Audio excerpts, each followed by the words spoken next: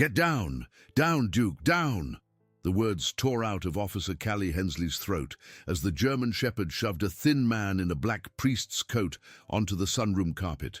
90 pounds of pure muscle pinning him flat, teeth bared but not biting. From the doorway, Sister Miriam clutched the frame and cried through tears, "He never did anything wrong. Please, please, call your dog off him." Before we go on, drop a comment telling me what part of the world you're listening from, and hit subscribe so you don't miss stories like this. Rewind about an hour, because that afternoon in the small town of Millbrook, Ohio, had started as gently as any other. Rain had been tapping the tall windows of St. Bernadette's home for the aged since noon, and the whole building smelled the way old homes always smell in the fall, like warm bread from the kitchen, floor wax from the mopped hall, and a faint whisper of lilac from the little sachets the sisters kept tucked in every drawer.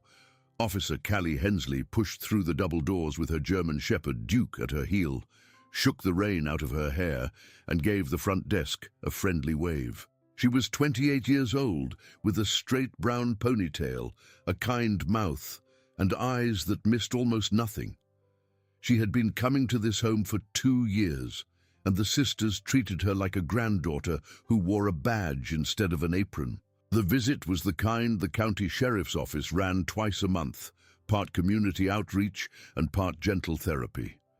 Duke walked the halls of the memory wing, and the residents, most of whom could no longer remember the names of their own grandchildren, would sink their fingers into his thick coat and light up as if the sun had walked in with him.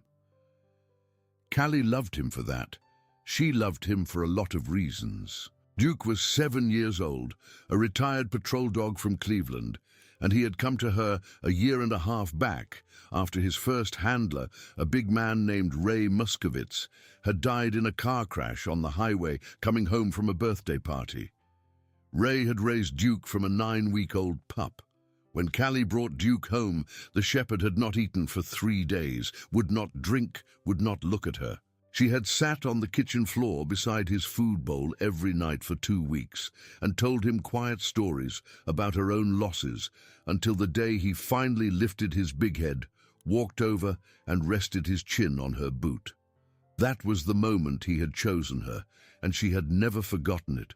Duke walked calm and easy past the paper turkeys taped to the wall for Thanksgiving, past the bulletin board with the misspelled bingo schedule, past the little framed painting of St. Bernadette that hung crooked because no one ever remembered to straighten it. He greeted a lady in a yellow cardigan by pressing his broad head into her palm. He let a shaking gentleman named Mr. Weller kiss the top of his skull.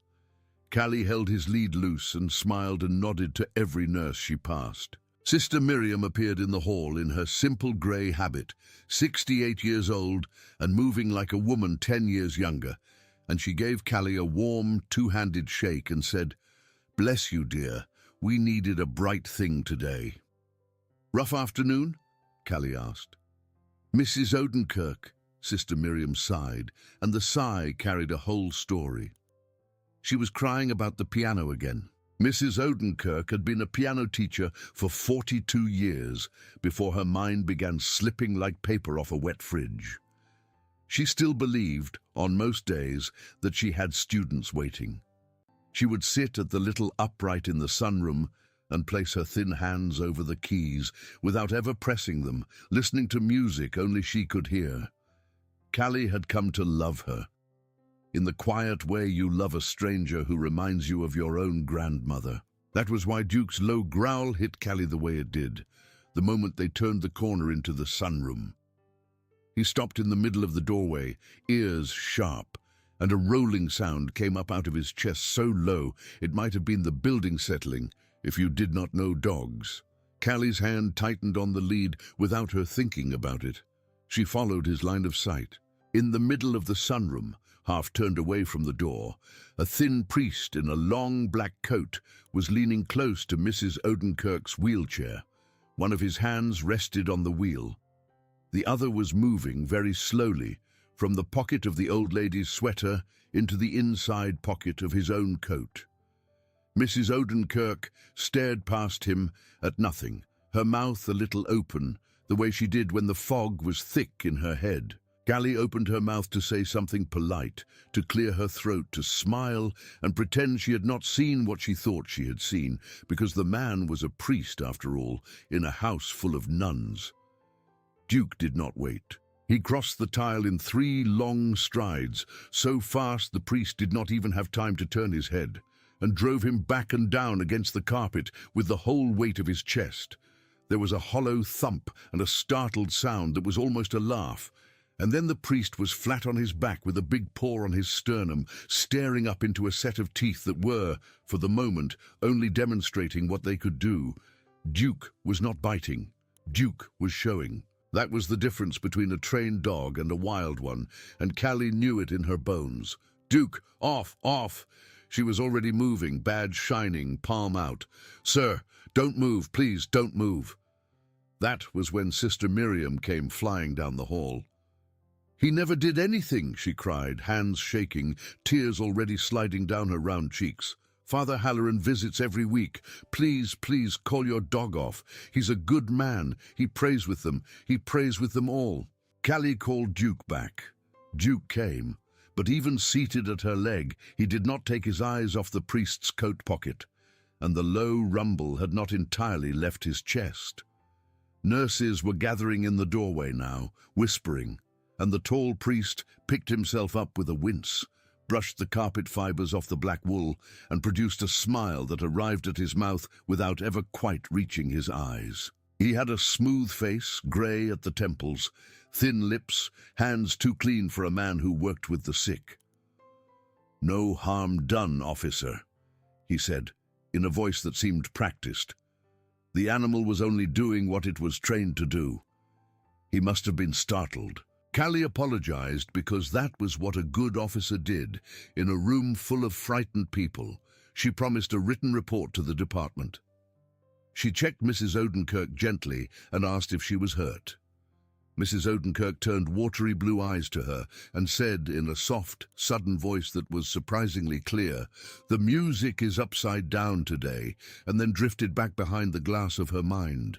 Callie helped Sister Miriam to a chair. She apologized again.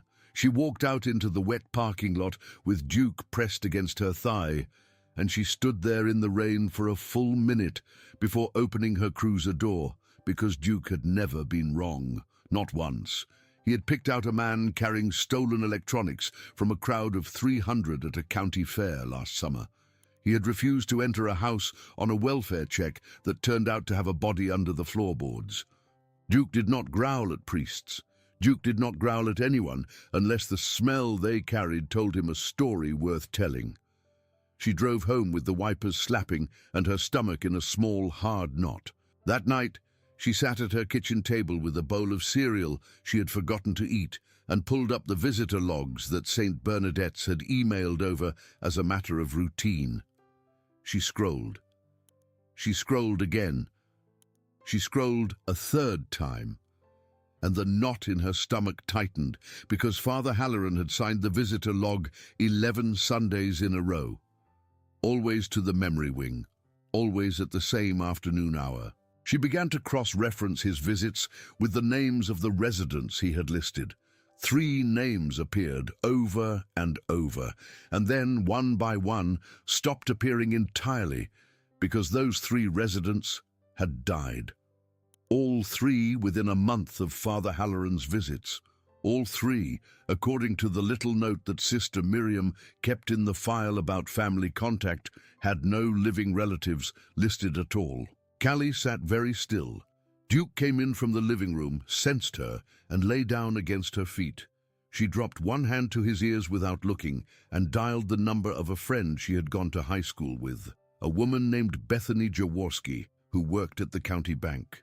"Beth, I know it's late, and I know I can't ask you for what I'm about to ask you for, but I need to know if any small accounts held by 3 residents of St. Bernadette's had unusual withdrawals in the last 4 months. I'll do this right.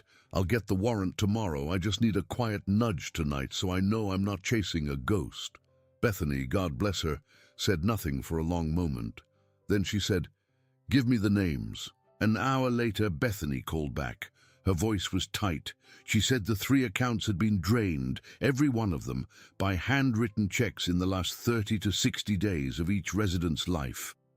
The checks had all been made out to a parish with a name Bethany had never heard of, in a town 2 counties over. When Bethany had searched the diocese database, no such parish had ever existed under that name, under any name, in that town, or in any town within 100 miles. Callie thanked her. She set the phone down. She looked at Duke, and Duke lifted his head, and his brown eyes held her the way they always did, patient and steady and unblinking, as if he had been waiting for the human world to catch up. "You knew," she said softly. "You already knew." She did not sleep well. She kept getting up. She kept sitting at her table and staring at the log. Around 3 in the morning, she pulled up a state law enforcement bulletin board on her laptop and typed, on impulse, the phrase, "Priest, memory wing, elderly, out of parish checks." She got 2 hits. One was a note from a small department in Kentucky from about a year and a half back, asking any officer to be on the lookout for a man in clerical dress who had befriended 3 residents of an assisted living home, then vanished with their savings just before he could be brought in for questioning. The other was from Pennsylvania, from 4 years back, describing an almost identical pattern. In both cases, the man had gone by a different name. In both cases, the physical description matched. She closed the laptop and stared at the wall. Duke snored softly at her feet. Somewhere in the dark, a truck went by on the wet road, and its headlights swept the ceiling like a searchlight, looking for something buried. The next morning, she was at the sheriff's office by 6. She caught Sheriff Whit Delaney in the hallway with a cup of coffee steaming in his hand and laid it out for him in 90 seconds, the way she had learned to lay out a case for a man who hated wasted words. Delaney was 55 and looked 70, a broad, tired man with a face like a leather saddle. He listened. He listened harder than she expected. When she was done, he set his coffee down on the file cabinet and said, "Get the paperwork. We serve today." She got the paperwork. It took most of the morning. It was almost noon when she drove back to St. Bernadette's with a warrant in her hand and a bad feeling in her stomach. Sister Miriam met her in the hallway. She had been crying again, and this time the tears had a different color to them. She held her rosary so tight, her knuckles had gone the shade of old paper. "Officer Hensley," she said, and her voice was small. "You've come back." "I've come back," Callie said gently. "Father Halloran is here," Sister Miriam said. "He came early this morning. He said he wanted to check on Mrs. Odenkirk after yesterday. He was so kind. He always is so kind. He prayed with my own dying brother, you know. 3 years ago at St. Vincent's. He held Kevin's hand. He held mine." Callie stopped. That was new information. That was a hook she had not seen. She kept her face gentle. "Sister," she said, "may I ask you a question?" "Of course, dear." "Have you ever," Callie said, "actually been to Father Halloran's parish?" Sister Miriam opened her mouth. She closed it. Her hand went to her rosary and moved a bead. Her eyes drifted past Callie, over her shoulder, into some middle distance where all the small lies we tell ourselves live. "He said," she began and stopped. "He said it was a small mission church, out past Bellefontaine. He said the drive was long. He said he did not like to bother us." "But you've never been?" The old nun looked down at her rosary and shook her head once. She did not raise her eyes. Callie put her hand on the woman's shoulder for a moment because the moment called for it, then walked past her toward the sunroom, and Duke walked at her heel, silent as smoke. The sunroom was empty. The wheelchair where Mrs. Odenkirk had been sitting the day before was empty. Callie felt a chill drop through her chest, the way ice drops through warm tea, and she turned on her heel and asked the closest nurse where Mrs. Odenkirk was. The nurse, a young woman named Tessa with a nervous braid over one shoulder, said Mrs. Odenkirk had been moved to her private room because she had been agitated in the night. "Take me there," Callie said, and Tessa took her. Mrs. Odenkirk's room was small and neat. There was a photograph on the dresser of a young woman in a wedding dress and a boy in a soldier's uniform, both black and white, both smiling out of a summer that had ended long ago. Mrs. Odenkirk sat propped against her pillows, and she was awake, and her blue eyes were sharper than they had been the day before. She looked at Callie for a long moment. She looked at Duke. Her thin mouth trembled a little. She reached under the corner of her pillow with an old hand and drew out a small folded square of paper and held it out. "He gave me this," she said in that same startlingly clear voice she had used the day before. "He said it was a prayer. He said to keep it safe. He put it in my sweater pocket. I put it under my pillow because pockets get washed." Callie took the folded paper as if it were made of glass. She unfolded it. It was not a prayer. It was a small printed check, blank in the payee line, blank in the amount, but signed at the bottom in a wobbly, unmistakable hand. Estelle Odenkirk. The signature had been practiced. Callie could see that, even at a glance. 2 smudged lines at the top of the paper showed where he had made her copy her own name, over and over, until it looked right. "I could not read the words," Mrs. Odenkirk said softly, "but I know a check when I see one, honey. I taught music for a long time. I know what a signature is worth." Callie's hands were steady on the outside. Inside, they were not. She thanked Mrs. Odenkirk. She kissed the top of the old woman's head. She told her that she was, without a doubt, the smartest lady in Millbrook, and she walked back into the hall with her heart drumming in her ears. She found Father Halloran in the small chapel at the back of the building, kneeling in front of the altar with his head bowed and his fingers laced. She stood at the door and watched him for a moment. There was no camera in the chapel. There was no witness but Duke. She waited until he lifted his head. "Father," she said, and her voice was perfectly polite, "I'd like a word." He turned. His smile arrived on cue. "Officer, of course. How may I help you?" "I have a warrant to search your vehicle." The smile hesitated for half a heartbeat, only half, then it settled back into place, patient and gentle. "May I ask on what basis?" "On the basis," Callie said, "that Mrs. Odenkirk just handed me a check she signed under your supervision, and I would like to know what else is out in that car." He said nothing. He rose. He was tall, taller than she had thought, and he moved with the loose grace of a man used to talking his way out of small rooms. He walked ahead of her down the hall, and he stopped at the front desk and asked politely if he might collect his coat and Bible. Callie said yes because he asked in front of witnesses. He walked to the coat closet. He reached in, and then he moved. He moved fast. He shoved the coat rack sideways into her path and ran for the back door of the building. And for one bad second, Callie thought she was going to lose him, because there is nothing slower than a person in a duty belt trying to sprint from a standing start. But Duke was already gone. Duke did not need a command for that. Duke had been reading her body since the moment she stopped Halloran at the chapel door. He was through the fallen coat rack in a single flowing bound and out the back door 2 full seconds before Callie made it around the corner, and by the time she hit the wet asphalt of the back lot, Duke had the priest on the pavement beside the driver's door of a dark sedan. Not biting, not tearing, standing over him with a paw on his chest and a growl that promised he could do more if he was told to. "Down!" Callie panted, drawing her weapon and holstering it again in the same breath because it was not needed. "Wesley, stay down. I know your name. I know the states. I know the parishes that don't exist." The man on the ground stared at her, and for the first time the mask slipped. His face went slack. His mouth opened. He looked for a moment like exactly what he was, which was a middle-aged con man with old shoes and thinning hair and a lot of miles on him. "Wesley Cranfield," Callie said. "On your feet, slowly. Hands where I can see them." She cuffed him beside his own car in the rain, and she read him his rights, and she walked him back into the front lobby of St. Bernadette's under the fluorescent lights and the eyes of every nurse in the building.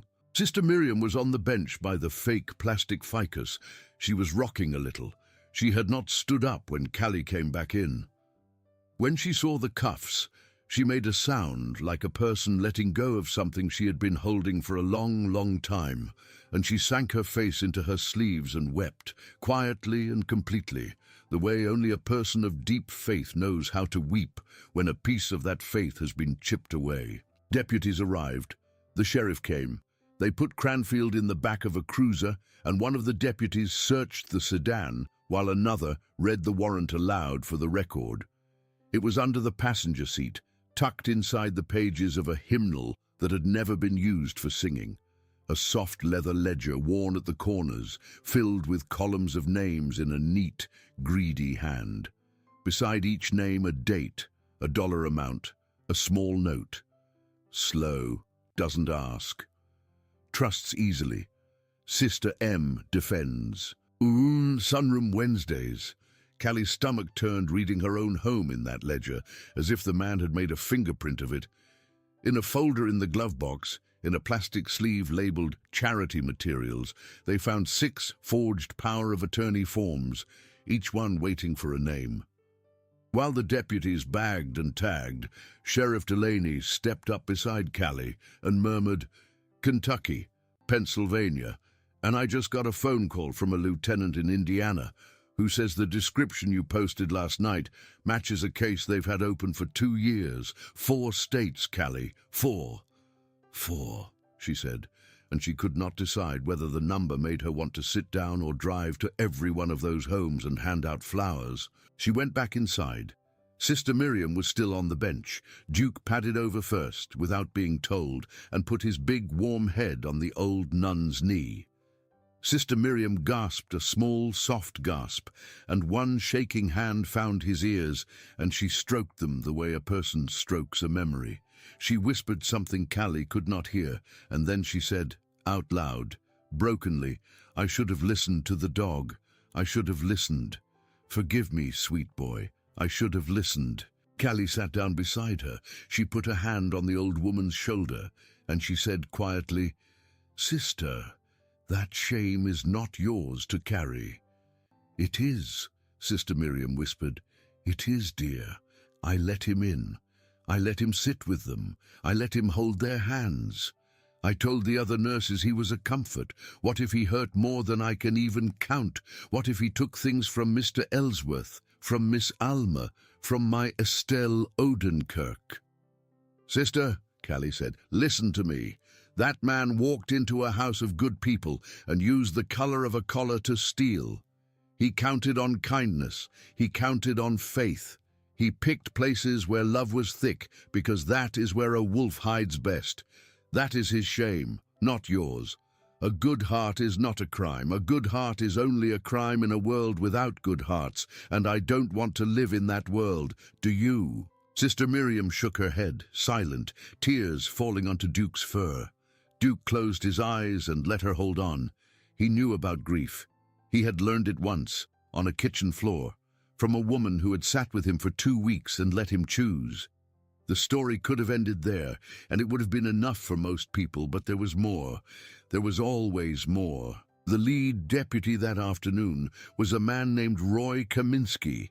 He was a good deputy, methodical, quiet, the kind of officer who filed his paperwork properly and did not brag at the end of shift.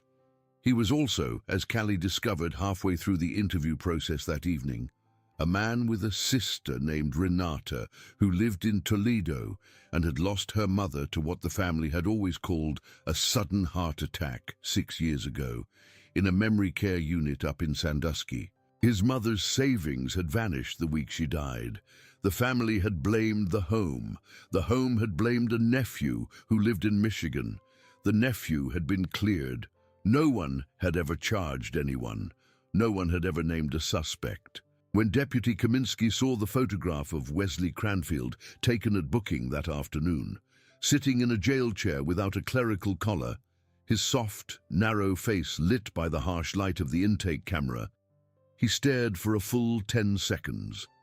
Then he stood up so fast, he knocked his chair over. He said, "That is the man who told my mother that he would pray for her." He said, "That is the man." He said, "Callie. That is him." Callie did not know what to say. She put a hand on the deputy's shoulder. She said, "We'll add her name to the list. We'll get her name in front of the district attorney, Roy. We'll get her name in the paperwork." Deputy Kaminsky nodded. He picked up his chair. He wiped his face with the back of his hand and pretended he had not been crying. He said, "Thank you. Thank you." And he went into the bathroom for a minute, and when he came back, he was steady again. That night, Callie stayed late at the office, going through the ledger. She counted 22 names. She counted a total taken that was north of $280,000 over 4 years. She counted at least 9 of those 22 who had died within a month of the last entry beside their name. Some of those deaths, she suspected, had been nothing more than what old age does. Some she was going to have to ask the coroner to look at again, gently and carefully, without letting any old wounds open in front of grieving families who had already buried a loved one twice, once in body and once in trust. She got home a little after midnight. Duke followed her from the front door to the couch and lay down against her feet without needing to be told. She put a hand on his ribs and felt them rise and fall. "You were right," she said to the dark. "You were right, and I almost apologized for you." Duke sighed a big, comfortable dog sigh and thumped his tail against the couch one time, and then he was asleep. The next few weeks were long ones. Wesley Cranfield lawyered up quickly and expensively, which was interesting because he had claimed on the paperwork Kentucky had scraped up on him 3 years ago to be worth no more than $900. Callie did not ask where the money for the lawyer had come from. She thought she already knew. She kept building the file. She interviewed nurses and residents and priests from real parishes in 3 counties. She flew once to Louisville with Sheriff Delaney and a manila folder to sit with a very old woman named Frances Applegate, who had been the housekeeper for a real Father Halloran, one who had died of pneumonia in 1998 and had loved lemon cake and never charged anyone a cent for confession. That, it seemed, was where the name had come from. Wesley Cranfield had been the janitor at that parish briefly when he was 23. He had watched the real Father Halloran hear the confessions of the dying, and he had watched the dying press their trembling hands into a good priest's palms, and he had learned in that terrible way that some minds learn, that trust was a currency. Frances Applegate cried when Callie told her what the name had been used for. She cried, and then she said, quite firmly, in the sharp Kentucky voice of a woman who had baked lemon cakes for a righteous man for 20 years, "You put that boy in a hole, honey. You put that boy in a deep, dark hole." Callie said she would try. She met with families. That was the hardest part. She met with the children of the 3 Millbrook residents Cranfield had bled. She met with the great-nephew of a man in Kentucky, a boy in his 20s, who had inherited nothing from an uncle he had loved. She met with Deputy Kaminsky's sister Renata in a diner in Toledo and pushed a napkin across the table to catch her tears. She met in her office on a rainy Tuesday with a woman named Alma, who had come all the way from Erie because her mother had signed away a small farmhouse to a fake parish shortly before dying in a memory care unit that Wesley Cranfield had visited for 6 months. Every time she thought she was done, another name came in. Every time she thought she had counted the damage doubled. She kept a list in a small notebook. When she needed to breathe, she put her hand on Duke's head. And then there was the twist she had not expected. Callie had been circling quietly one of the nurses at St. Bernadette's, a woman named Cheryl Vandergrift. Cheryl was in her early 40s, sharp-tongued, hard-working, and she had been the nurse on shift for at least 4 of Cranfield's Sunday visits.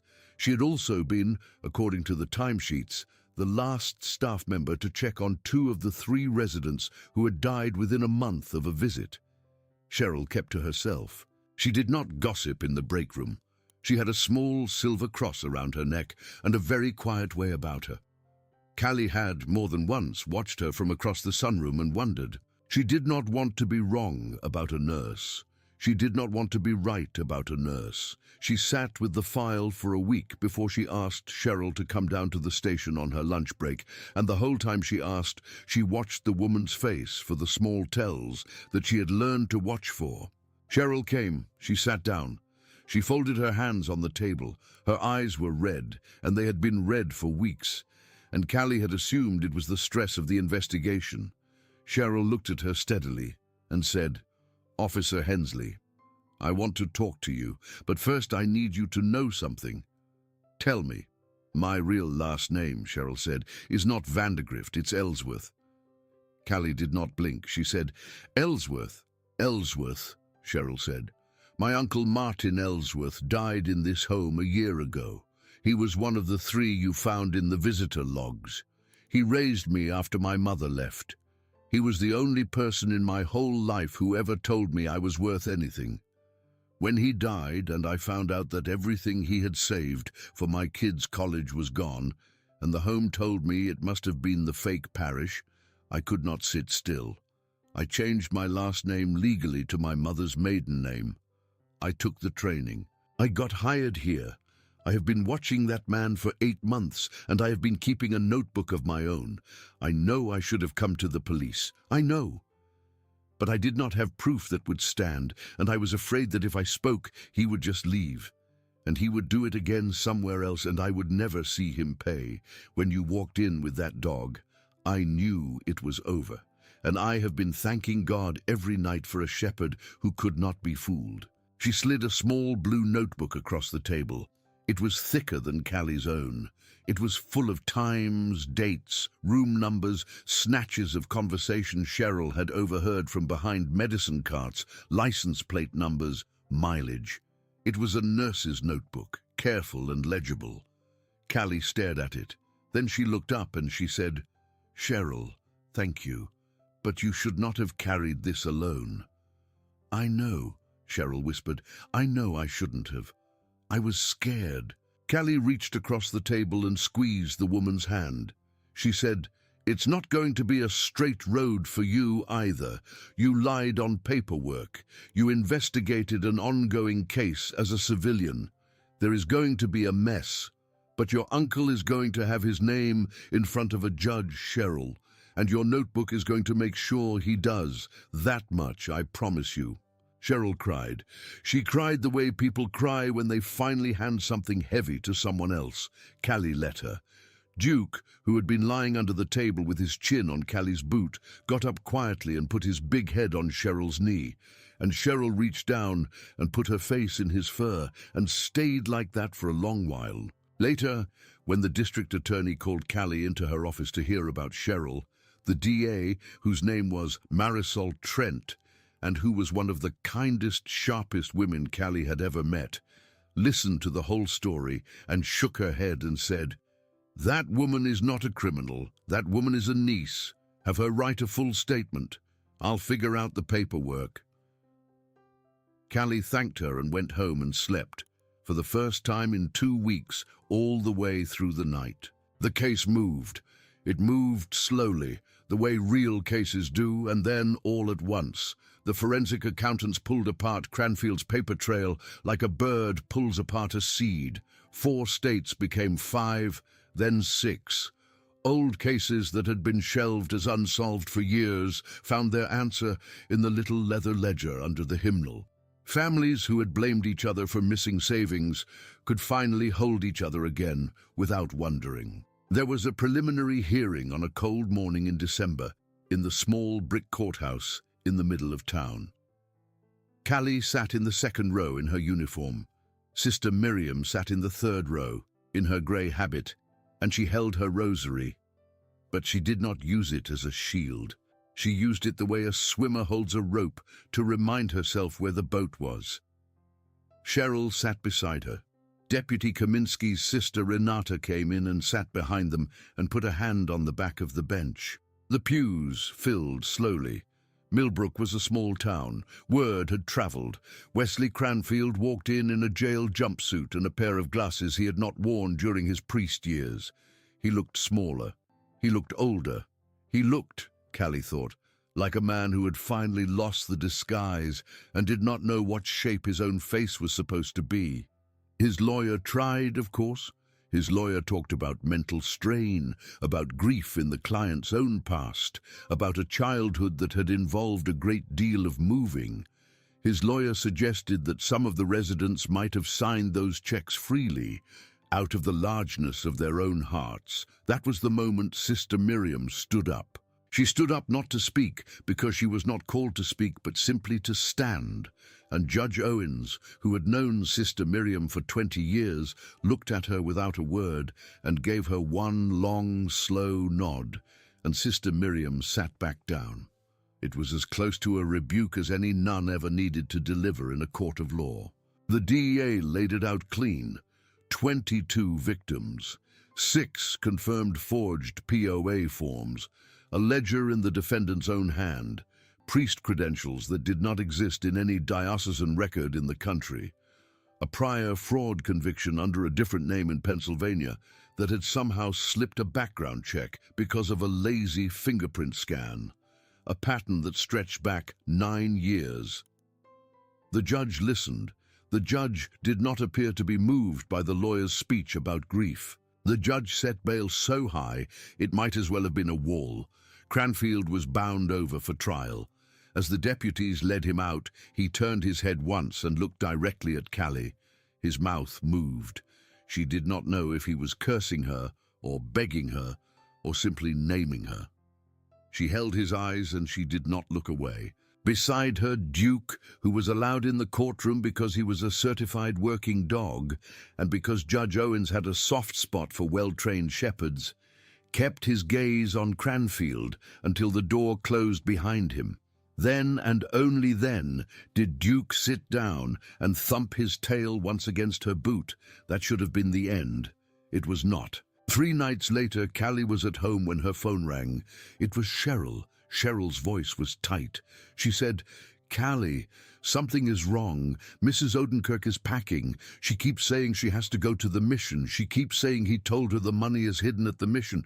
She has her coat on. She's trying to leave through the kitchen door." Callie was in her cruiser in under a minute with Duke in the back seat, and she drove the 8 blocks to St. Bernadette's with her heart in her ears. Because here was the thing about a mystery box. It kept giving up new corners. She found Mrs. Odenkirk in the kitchen, standing beside the door in her old brown wool coat with a small vinyl handbag hooked over her arm. She was crying. Cheryl was standing 3 feet from her, hands out, gentle, coaxing. 2 other nurses were behind Cheryl in the doorway. Sister Miriam was already there in her habit, arms open. Mrs. Odenkirk was refusing all of them. "Estelle," Callie said softly as she came in. "Estelle, sweetheart, it's Callie. Do you remember me?" The old woman looked at her. The fog moved a little in her blue eyes. She said, I have to go get it back." "Get what back, honey?" "My wedding ring," Mrs. Odenkirk whispered, and her voice cracked. "He said if I gave him my wedding ring, he would keep it safe at the mission. He said the mission would pray for Walter. Walter is my husband. Walter died. Walter died in 1989. He said he would pray. He said he would send my ring back with the blessing. He never sent it. He never sent it, Callie." Callie stood very still. She had thought until that moment that they had counted all the damage. They had not counted the ring. They had not counted any of the small objects. She thought with a slow, cold anger of how many small things must be sitting in a pawn shop somewhere, unclaimed and unnamed. She said gently, "Estelle, look at me. That man is in jail. He is not going anywhere. And I promise you right now, on my badge, I am going to find your ring. If it takes me a year, I am going to find your ring. Will you come sit with me in the sunroom while we make some tea?" Mrs. Odenkirk looked at her a long time. Then she said, "Bring the dog." Callie called Duke in from the hall. Duke came.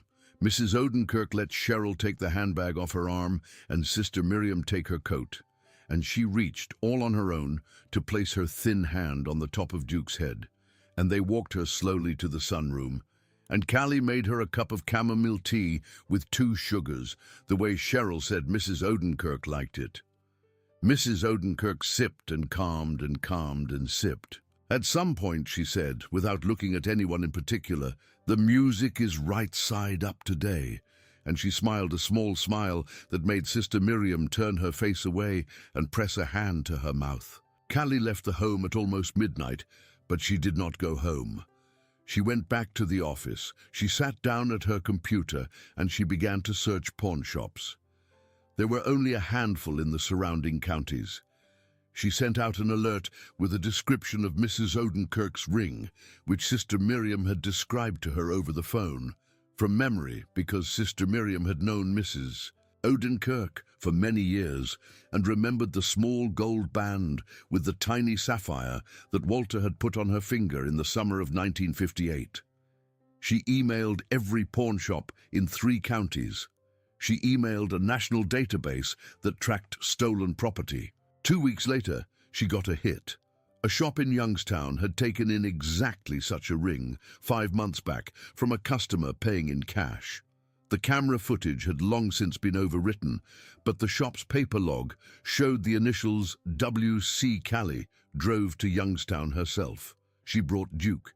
She walked in with a photocopy of the shop's own paperwork and a photograph of Wesley Cranfield, and the owner, a soft-spoken man named Vincent, looked at the photograph for a second and said, "Yes, ma'am, that's him. He came in twice." Twice. There was more. Vincent brought out a small tray. On the tray were 3 items that had come in from the same customer, still unsold because they had been priced too high, and Vincent had a soft heart and did not push the elderly. A small gold band with a tiny sapphire. A silver pocket watch with the engraving "To M.E. from Papa," a cameo brooch on a black velvet ribbon. Callie stared. 3 names came to her mouth. Estelle Odenkirk, Martin Ellsworth, Alma Purchase. She paid Vincent for the 3 items with her own money because she did not want to wait for a chain of custody process to hand them back to the people they belonged to. She took a receipt.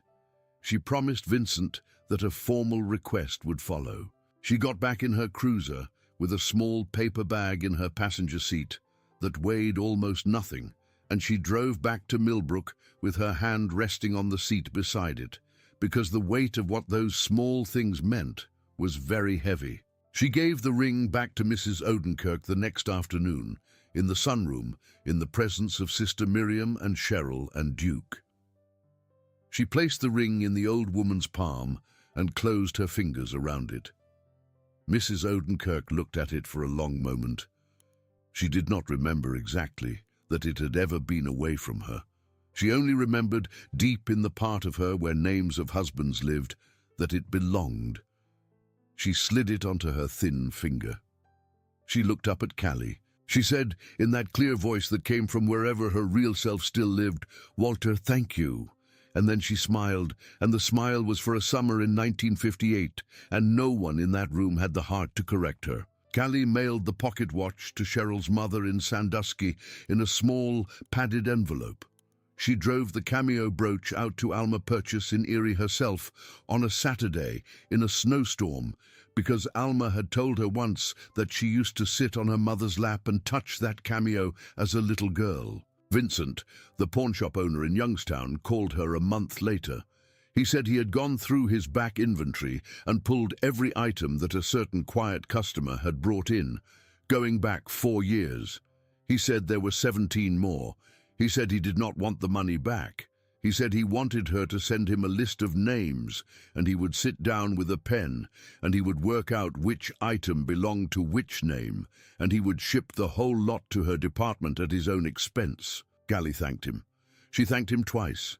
She put down the phone and she cried a little quietly at her desk, because sometimes a stranger's small decency was the last thing you needed to keep believing that the world was a place worth working for. The trial itself came the following spring. It lasted 9 days. The DA called 29 witnesses. Cheryl testified in a shaking voice that steadied halfway through. Sister Miriam testified in a soft voice that never wavered.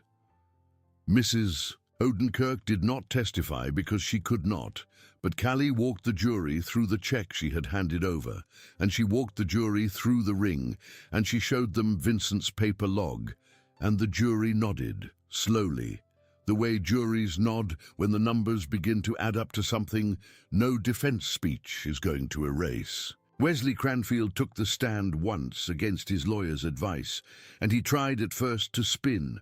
He talked about a hard childhood. He talked about a mother who had died when he was 7. He talked about the way an unwanted boy learns to imitate what he sees. He was not a bad speaker.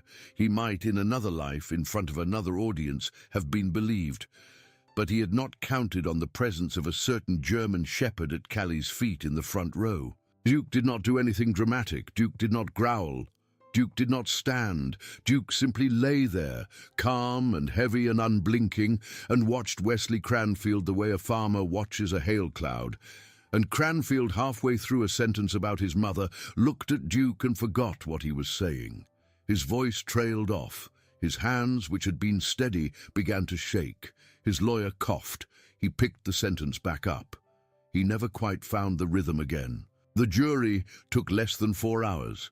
They returned a verdict of guilty on 22 counts, and the courtroom did not gasp because it did not need to. Sister Miriam bowed her head. Cheryl put both hands over her face and let out a long, long breath. Deputy Kaminsky's sister Renata reached across the aisle and squeezed Cheryl's shoulder without a word. Cranfield was sentenced 2 months later to 28 years in state prison, which, for a man in his mid-50s, meant in practical terms that he would come out of a cage as an old man or not at all. Judge Owens, before pronouncing sentence, took off his glasses, folded them, and said very quietly into the microphone, "Mr. Cranfield, you wore the collar of a caring man in order to steal from people who could no longer defend themselves. There is a special kind of coldness in that, and this court will not indulge it." Then he put his glasses back on and read the numbers. Callie walked out of that courthouse into a soft spring afternoon with Duke at her heel, and Sister Miriam beside her, and Cheryl on the other side, and no one said very much because no one needed to. There was, of course, a party at the home, though the sisters did not call it a party, because that would have been undignified. They called it a small gathering of thanks. It was held in the sunroom on a sunny Wednesday afternoon, 3 weeks after the sentencing, and Sister Miriam had baked shortbread with her own hands and set out a lemonade in a big glass jug with lemon slices floating in it.